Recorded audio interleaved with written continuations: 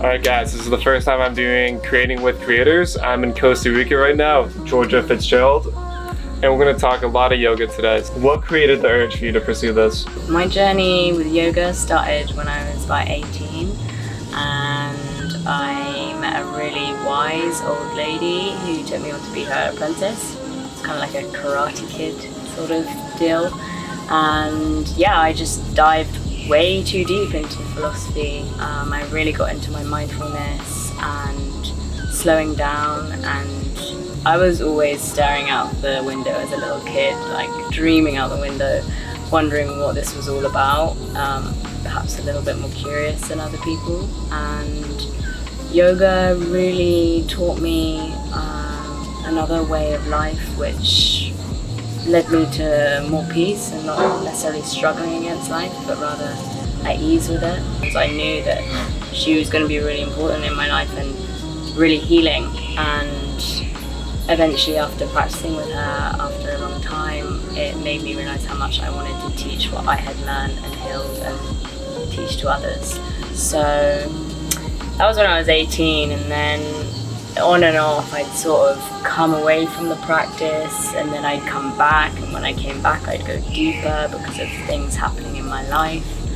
And actually I just did my training with a lineage around the world, and I'm not really about like bowing to one person's name or their photos on the wall. I really believe that yoga isn't a dogmatic thing, it's more it's a philosophy and a way of life. I just read this really amazing book by Charles Eisenstein. He's like, I think he's going to take off. He's like the new Marx. He's an American guy, and it's called The Yoga of Eating. As you mean, you were talking before you, so you had some that inspired you to do this. So who would you say is the creator that created this urge for you to pursue?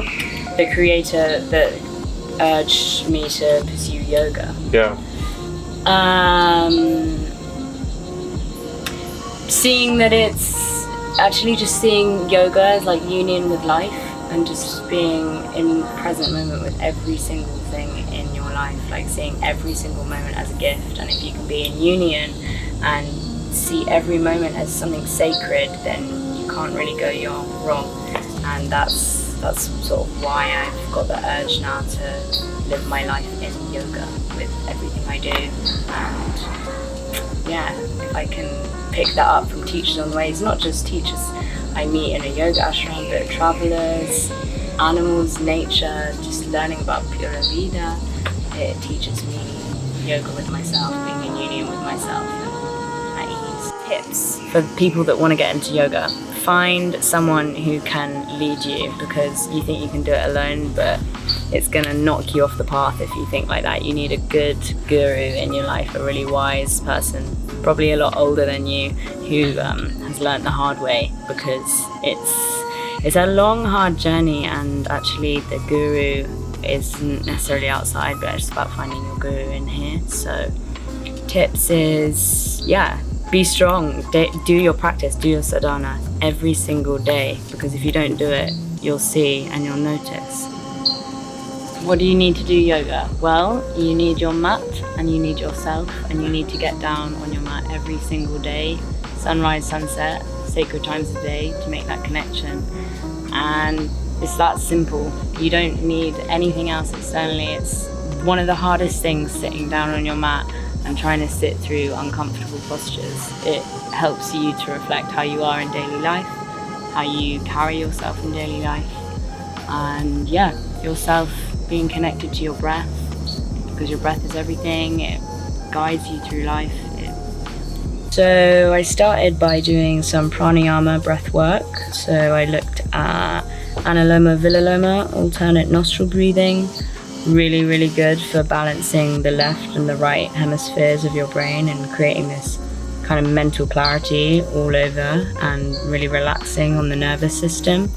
Then I went into Kapalabhati, which is probably the most, if not the most important thing that you can include in your yoga practice. It stimulates the digestive system, it massages the spleen, the kidney, the liver, it eliminates toxins. It actually works at expelling more carbon dioxide out as you're pumping out your breath rather than inhaling. The tree pose is again one of the most important things to stimulate oxygen getting into the lungs. So like there's a deep inhalation and a deep exhalation, and you're really working on expanding the abdomen, lower ribs, upper chest, so that whole thoracic region.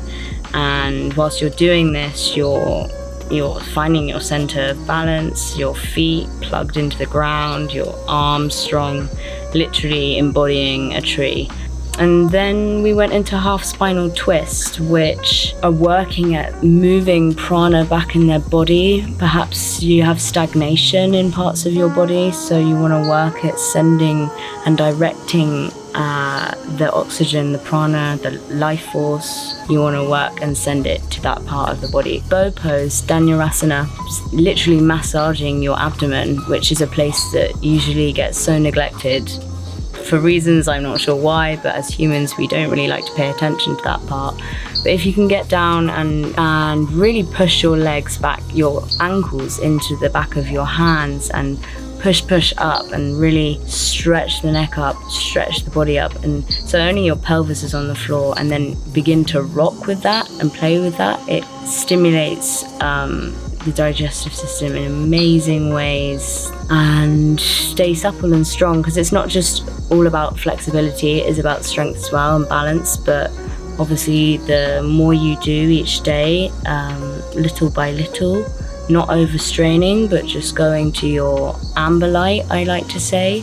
So not too much, but not too little. You will see progress, and then you'll be able to do poses and lift yourself in places and balance in places in ways that you never ever could do before in your life. And it's incredible what confidence that gives to you.